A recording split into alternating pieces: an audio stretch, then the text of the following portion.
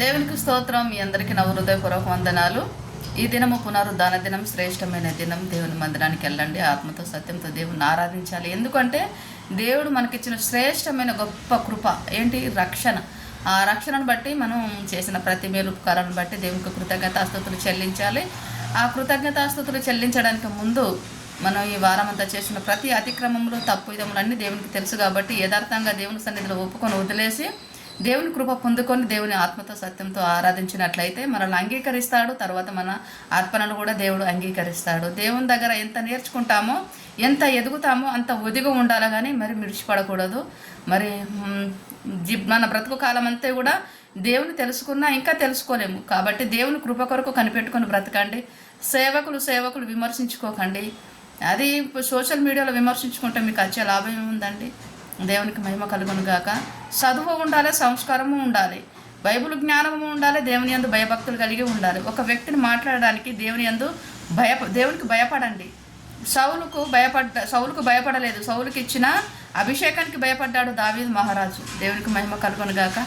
దేవుని యందు భయభక్తులు కలిగి ఉన్నట్లయితే అలా ఒక సేవకుల గురించి, ఒక విశ్వాస గురించి ఒకరు విమర్శించినట్టుగా మాట్లాడరు.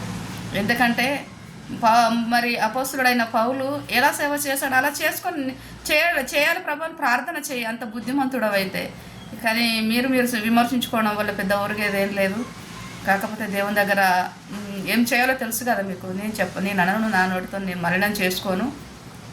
కానీ ఏం తెలియని వాళ్ళు మాట్లాడుతున్నారంటే అది వేరు. కానీ అన్నీ తెలిసిన తర్వాత అన్నీ ఏం తెలియదు, ఏదో తెలిసినట్టుగా పెద్ద బిల్డప్పే తప్ప దేవుని గురించి నీ బ్రతుకు కాలం అంతా కూడా, నీ తాతల బ్రతుకు కాలం అంతా కూడా ఆయనను అర్థం చేసుకునే శక్తి నీకు సరిపోదు. కాబట్టి దేవుని కృప కొరకు మాత్రమే బ్రతకాలి. తండ్రి, ఈ దినము నేను ఎలా బ్రతకాలో నాకు తెలియదు, నన్ను నీ అధికారానికి అప్పగిస్తున్నాను అని దేవుని అధికారంలో మనం అప్పగింపబడాలి. దేవుని ఆ పరిశుద్ధాత్ముడే మనల్ని నడిపిస్తాడు. అంతే తప్ప మన శక్తి, మన భక్తి అసలే కాదు, మన జ్ఞానం అంతకంటే కాదు. మరి మోషే బలంగా ఉన్నప్పుడు మరి ఇశ్రాయేల్ ప్రజలను విడిపించుకొత్తాని యవన కాలంలో వెళ్ళాడు, ఓడిపోయాడు. బట్ ఆయన వృద్ధాప్యం అంతే కదా ఇజ్రాయేల్ ప్రజలు నడిపించినవాడు. నీ బలము, నీ శక్తి, నీ జ్ఞానము, నీ క్యారెక్టర్ దేవునికి అవసరం లేదు.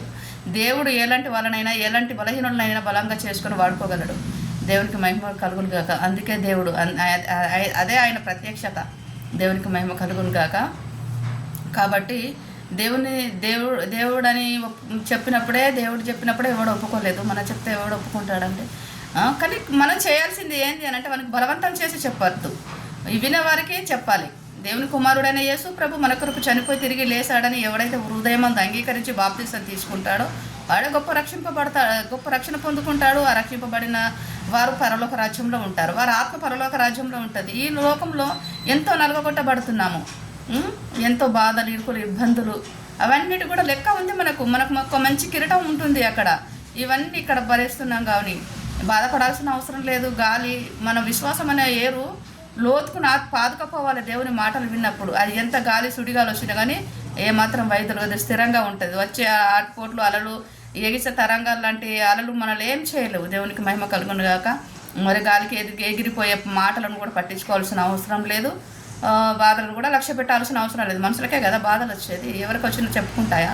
ఏం చెప్పుకో. దేవునికి మహిమ కలుగును గాక. పశువులకు, పక్షులకు వాటికి కూడా వస్తాయి, కానీ అవి ఏం చేస్తాయి? మౌనంగా ఉండి దేవుని స్తుతిస్తాయి.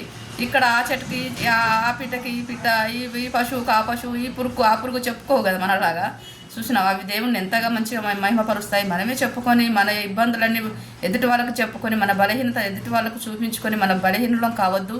బలవంతుని చేతుల్లో బాణాల వంటి వారంగా మనం ఉండాలి. ధైర్యంగా, ధీటుగా ప్రతిదాన్ని ఎదుర్కొని దేవుని కొరకు మాత్రమే జీవించుదాం. దేవుని కొరకు హతసాక్షిగా మారడం కొరకే మనం దేవుని వాక్యాన్ని నేర్చుకోవాలి. అందుకొరకే మందిరానికి వెళ్ళండి. దేవునికి మహిమ కలుగును గాక. ఈ దినము పునరుద్ధాన దినం కాబట్టి మరి రక్షింపబడిన వారందరూ కూడా దేవుని ఆత్మతో సత్యంతో ఆరాధించండి. మందిరానికి వెళ్ళినప్పుడు సేవకులందరి గురించి ప్రార్థన చేయండి. యావత్ ప్రపంచంలో ఉన్న ప్రతి సేవకుడు బహుబలంగా వాడబడాలి. ఎంత వాడబడుతున్నాడో అంత రెండంతల ఆరోగ్యం కావాలి వాళ్ళకు. వాళ్ళ ఆరోగ్యంగా ఉంటేనే మనకు ఆత్మీయ ఆహారం పెట్టగలరు. మనం పుష్టిగా తిని మరి విశ్వాసం అనే కండలు పెంచాలి, శరీరం అనే కండలు కాదు. శరీరానికి సంబంధించిన ఆహారం తిన్న ఒకటే, తినకపోయినా ఒకటే, కానీ పెట్టాలి. శరీరానికి కూడా మనం ఇవ్వాల్సిన ఆశీర్వాదం ఇవ్వాలి. ఆత్మకు మాత్రం బలంగా పుష్టిగా ఆహారం తిని అది వింబడించుకునేంత వరకు మనం ప్రార్థన పూర్వకంగా దాన్ని మన హృదయమైన పలక మీద రాసుకోవాలి. దాన్ని ఎవడు చెరిపివేయలేడు, ఎవడు ఎత్తుకపోలేడు. దేవుడిచ్చే ఆ వాక్యం గొప్ప ధననిధి మనకి. వాక్యము ఉండాలి, భయము ఉండాలి, భక్తి ఉండాలి. వాక్యం అనే జ్ఞానం ఎందుకు అనంటే సాతానుకు అని కుయుక్తులు ఏంటివో మనం కనుక్కుంటాము. భక్తి అంటే ఏంటిదంటే ఒక వ్యక్తిని విమర్శించేటప్పుడు, ఒక వ్యక్తిని మనం చులకనగా చూసినప్పుడు ఆ భయం అనేది గుర్తుకొస్తుంది. అమ్మో ఈ మనిషిని ఈ మాట మాట్లాడితే దేవుని దగ్గర రేపు అప్పచెప్పాలి అనే ఒక భయం ఉంటుంది. అందుకే భయం అనేది కావాలి. సంస్కారం లేని చదువు ఎందుకండి? కాబట్టి భక్తితో కూడిన బైబుల్ జ్ఞానం ఉండాలి. ఇవి రెండు ఉంటేనే మంచి విశ్వాసవి, నీకు మంచి గుర్తింపు కూడా దేవుడు ఇస్తాడు. మనుషులు మనల్ని మెచ్చుకోవాల్సిన అవసరం లేదు. మనుషులతో ఒరిగేది ఏం లేదు, వచ్చేది లేదు, పోయేది లేదు. వాళ్ళు మనం తింటామని పక్కంటే తింటే డైజెషన్ అవ్వదు, వాడితో మనకేంటండి? మన స్వార్థం కొరకు మనం బ్రతకాలి. మన స్వార్థం కొరకు ఇంకొకరిని ఇబ్బంది పెట్టకూడదు. దేవునికి మహిమ కలుగును గాక. ఇంకొకరికి మనం ఆశీర్వాదకరంగా ఉండాలి. వానికి మేలు చేయకపోయినా మంచిది, కానీ కీడు అభ్యంతరకరంగా మాత్రం మనం ఉండకూడదు. దేవునికి మహిమ కలుగును గాక. అలాగ మనం ఉండకూడదని మన మనసులో అనుకుంటే సరిపోదు.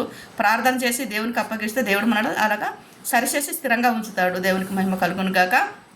దేవుని నమ్ముకొని వారైతే దేవుని కుమారుడైన యేసు ప్రభు మన కొరకు చనిపోయి తిరిగి లేచాడని మీ హృదయమందు అంగీకరించి పాపాలు ఒప్పుకొని వదిలేసి పాప క్షమాపణ నిమిత్తం మారు మనసు పొంది బాప్తిసం తీసుకుంటే దేవుడు గొప్ప రక్షణను ఇస్తాడు. God bless you all of your family. దేవునితో సహవాసం ఎంతో ఆహ్లాదకరం, వినోదకరమైన జీవితం. దేవునికి మహిమ కలుగును గాక. Amen. God bless you all of your family.